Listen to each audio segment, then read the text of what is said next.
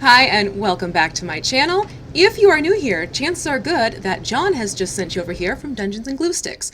For those of you who may not be aware of it, John and I are working on a collaboration together on a set of piers. Now granted, he has a wooden pier going and we're also going to be doing a stone pier. So in this video, I'm going to be showing you how I went about painting the wood pier that John has built. Make sure you take notes on the paints because those are specific to the results, and I'm going to make sure they are in the description below to make it easier for you. For now, sit tight. Let's go through this step by step. Any questions, ask them down below and I'll do my best to answer them for you. Also keep in mind that if you are new, please feel free to subscribe, hit the like button if you like the end results, and I will see you later. Bye! Because of the specific paints that I used, I am putting all of the supplies in the description of the video below, so make sure you check there for all of the supplies. To get things started, obviously I got a hold of the wooden pier from John, and here are a couple stills of it in terms of how it came to me. So as you can see, he has it all built with all these great wood grain details and everything like that. So what I did was made a point of going online and just checking out photos and really studying the way the wood looks, how it ages, and how it weathers. And these are the two stills that I really referred back and forth with because I liked the weathering pattern on them as well as the color details that were there. So that's something I'd recommend that you do as well if you're ever painting something. Get some photos just to refer back to them if you really want to bring out that more realistic look to them.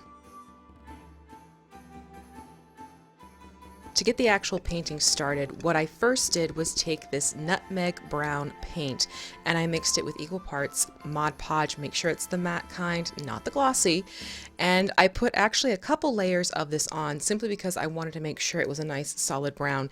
This is up to you how much you want to put on for that first seal coat. If you want to leave it just the first layer, you can, because there's going to be a few more layers of paint that will cover up any little bits of the foam green that's coming through, but personally I decided to go with 2 coats and ended up with this result. When the coat of the nutmeg brown has completely dried, you're now going to move on to a dry brushing technique. When it comes to dry brushing, I always recommend a chisel tip paintbrush. For me, that just seems to work better, especially when you're trying to get into those corners and those edges that are a little bit harder to reach.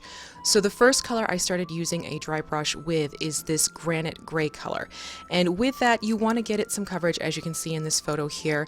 You don't want to make sure you're completely covering the deck. You do just want to make sure that you get that gray running through because it is a noticeable color just from the natural weathering on wood itself. When the granite gray has completely dried, you're going to move over to the sun-kissed peach color. And again, you want to make sure the paint layers are dry in between so you're not muddling the colors together. So it's the same concept as before, using the same brush. You want to get some coverage with this. I'd say you're aiming for about a 40% coverage overall, 40 to 30% if you want something a little bit more solid. But as you can see from this picture here, you can easily see the browns, the lighter tones of the peach, as well as the darker tones of the gray. And again, this is nodding to the weathering that wood will get when it's exposed out in the elements, especially with the saltwater area. For the top layer, you're actually going to blend these two colors together. So taking the medium brown as well as the antique white, you're going to mix them so you end up with a light tan color as pictured in the paint palette here.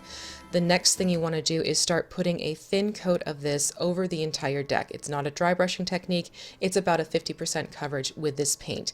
Basically what this is going to do is blend the other dry brushing colors together a little bit more, as well as add that depth and warmth that you will see in wood, especially wood that has been out in the sun and everything like that. So this is how you get the top layer completed for the deck of the pier. The washes are going to come in 2 steps. Now the first wash is done using pavement, and that's a particular color. So you're going to mix this down until it's a thin runny wash. You don't have to do anything else besides just adding some water to it. And what I did was almost make a triangular shape on the deck of the pier itself, and then you bring it toward each post, and around each post you leave the upper third as is, and you're going to take this pavement wash and bring it down the lower parts of the post. The other thing you want to make sure you're doing with this wash is to run it along the underside of the pier, along the sides and even underneath, because you want to make sure this has a darker tone than what the upper parts will.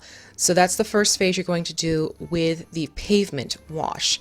The next wash you're going to move on to is going back to the nutmeg brown, and you're going to make a wash out of that. and then taking that wash, you're going to cover the entire pier with this wash. Do make sure though that your first wash is done before moving on to your second color of wash. And this is going to, again, blend things in a little bit better with each other, but it's also going to bring out those fantastic wood grain details and the other nooks and crannies that are there from the initial build. Now this particular section is completely up to you if you want to add in these extra details or leave it as is after the washes. Personally, I did want to add in these little extra touches because it does ante up the look of the end results. So the first thing you want is some olive green, and you're going to take this olive green and you're going to sort of follow along where you had initially put the pavement wash. This is going to nod to the whole algae and other plant-like matter growing on the wood because it is near a water environment. When that is dried, you're going to go back and take the pavement acrylic paint, and you're going to basically put those as nail heads onto your posts. What I did for that technique was use this nail dotting tool that you can find in any department store in the nail polish section, and it is fantastic for getting those really small fine dots taken care of without having to try and get your paintbrush to behave. So using that tool, I took the pavement paint and I made sure to put this on what is now the nail heads in the posts, and again it adds to the details of the final look. So stay tuned for some stills and some final thoughts. Since I'm in the middle of a literal blizzard, I can't personally seal these yet, but I do highly suggest, highly recommend that you seal these pieces before putting them to use, just to protect the paint as well as the foam. Now the other thing I am going to share with you later on is another video dealing with the accessories you can see here on the pier that I've created, just to kind of ante up the look of it. So it's one of those things where John's put some amazing details into the build of this, which is why I really put a lot of work into making sure the paint job itself enhances those qualities.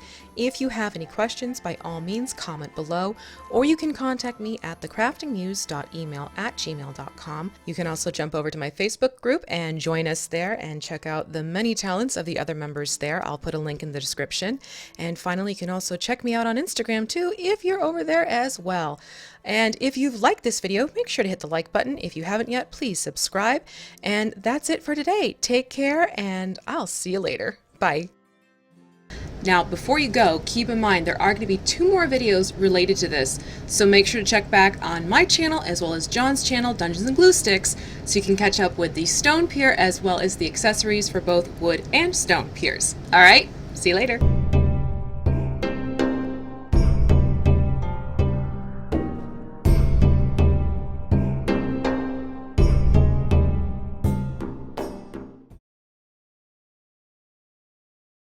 Welcome back to my channel. Chances are, if you are new here, you've been sent over here by John from Dungeons and Gluesticks. That's a first. Dungeons and Gluesticks. Hey. I don't know how I'm going to do this seriously. In this video, I'm going to show you how I went about. In this video, I'm going to show you how I went about painting. I can't speak today. This is what happens when the kids have 2 days of snow days in a row, and there was one last week, and you're just losing your mind. Sitting on the dock of the bay, wasting time. That has been in my head this whole time. I keep wanting to call it a dock, but it's a pier.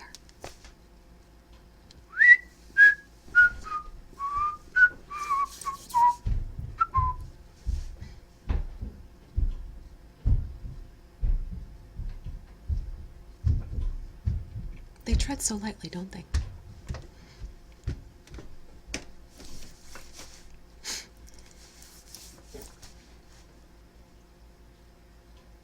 Is that you, my eldest?